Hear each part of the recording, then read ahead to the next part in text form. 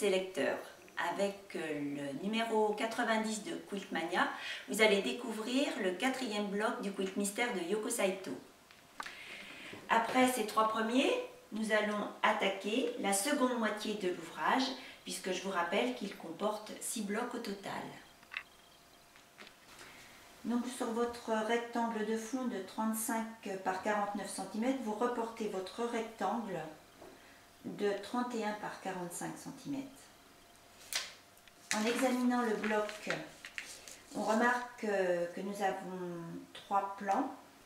L'arrière-plan avec la maison 1, 2 et 3, l'escalier et le mur en deuxième plan, et en premier plan, les maisons 3, 4, 5 et le pavé. Donc sur votre rectangle, vous reportez naturellement l'arrière-plan. Donc la maison 1, 2, 3 et le pourtour, enfin le contour de l'escalier. Pour la maison 1, je reprends mon schéma et donc je vais utiliser le rectangle numéro 1 et la toiture pièce numéro 2. Donc vous les piécez entre elles.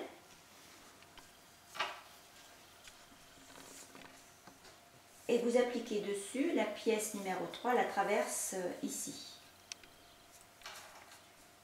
Donc dans un deuxième temps, vous réalisez la deuxième partie de la maison, c'est-à-dire vous piécez ensemble la pièce 4, donc le rectangle ici, qui sera en partie recouvert par la maison 3, donc la pièce 4 et la toiture 5. Il nous restera à les assembler entre eux en superposant donc les deux toitures. Vous allez coudre ici donc à 7 mm.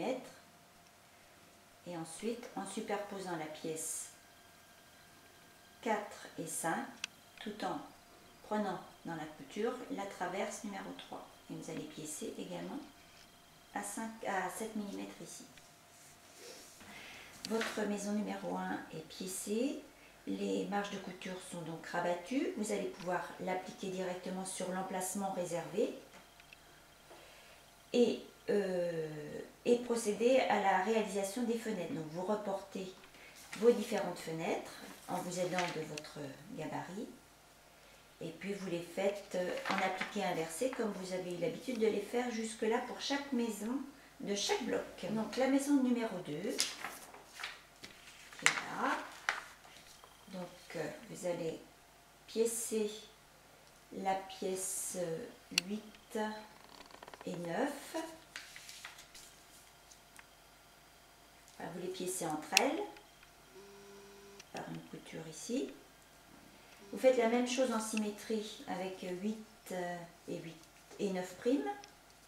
Hein, c'est en symétrie, donc vous inversez les pièces. Donc le rectangle ce n'est pas nécessaire, mais pour la toiture vous êtes obligé de retourner votre gabarit pour l'avoir dans le bon sens. Vous piécez ces deux parties de maison, ces deux parties basses de maison de chaque côté de l'avancée pointue, donc qui est la pièce 10. Vous les piécez de chaque côté.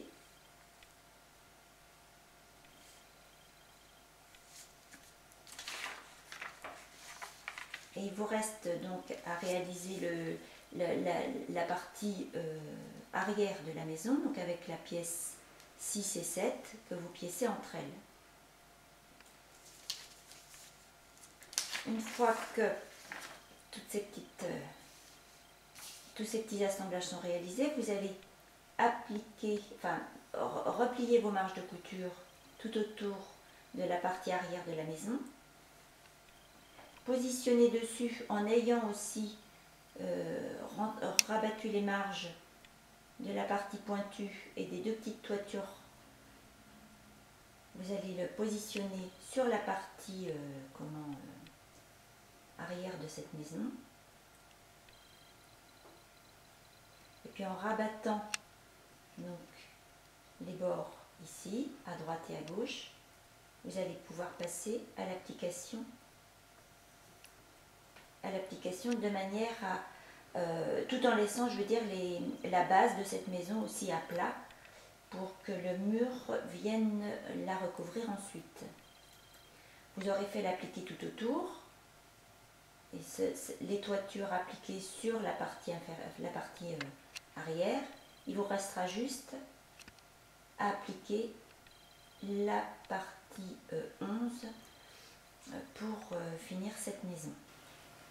Votre maison 2 est maintenant piécée et appliquée. Vous allez pouvoir, comme pour la maison 1, procéder aux ouvertures.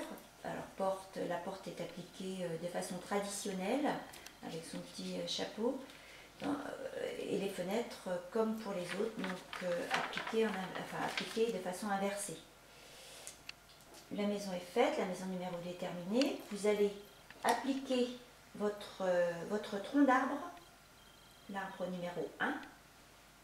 C'est pareil, sa base doit dépasser de manière à être recouverte par les pièces à venir. Devant, vous allez positionner votre petite barrière qui, elle, de la même manière, doit avoir les bases plus longues et à plat. Donc vous allez positionner votre petite barrière.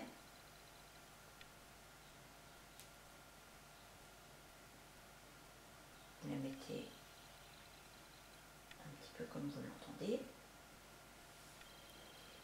On passe après au candélabre, donc le poteau du candélabre, les petites lanternes, donc c'est de l'appliqué traditionnel.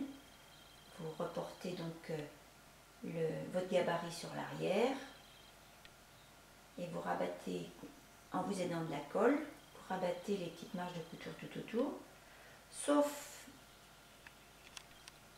en fait en haut, puisque cette partie de la petite lanterne sera recouverte par son petit chapeau.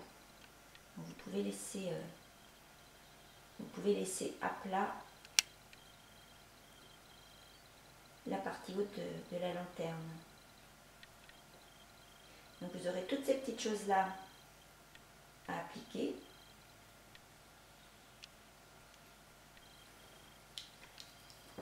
On peut maintenant passer au muret. Alors le muret, ce sont les deux pièces qui sont là, qui se positionnent derrière le premier plan et derrière l'escalier.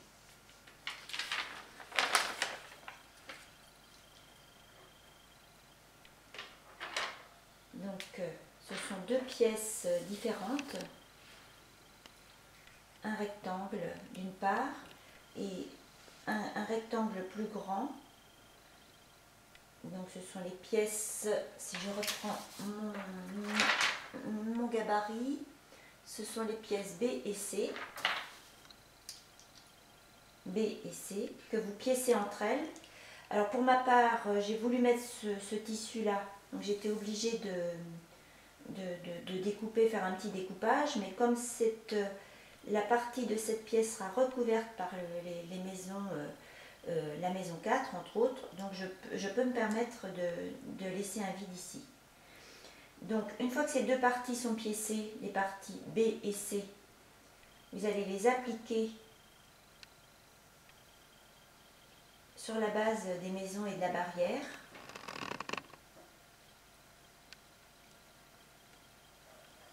Il nous reste ensuite, alors l'application se fait simplement, j'ai oublié de préciser, sur la partie supérieure, dans la mesure où tous les autres côtés seront recouverts par les pièces à venir ou par les blocs voisins. Donc vous n'aurez juste à appliquer que cette partie-là.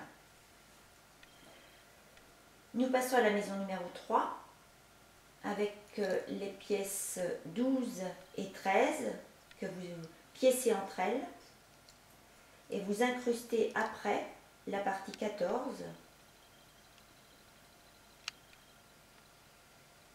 Vous allez venir l'appliquer donc en en rabattant également les marges de couture, vous allez venir l'appliquer donc sur l'emplacement prévu devant la maison numéro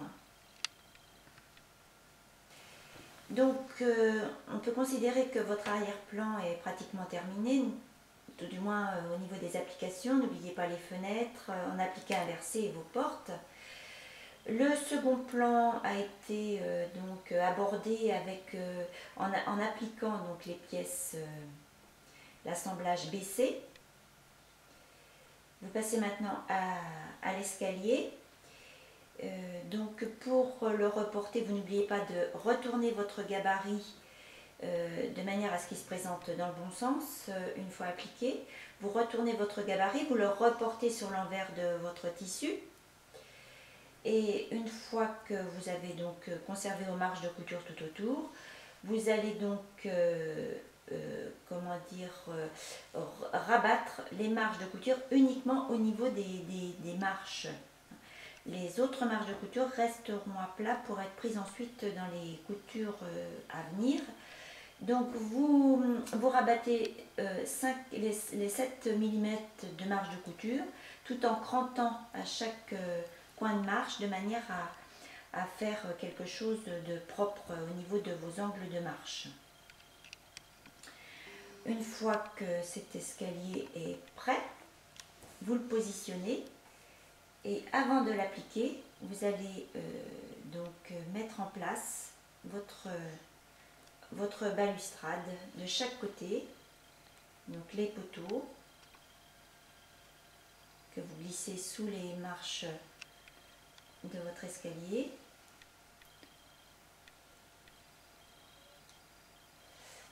Et la balustrade, voilà, qui va venir recouvrir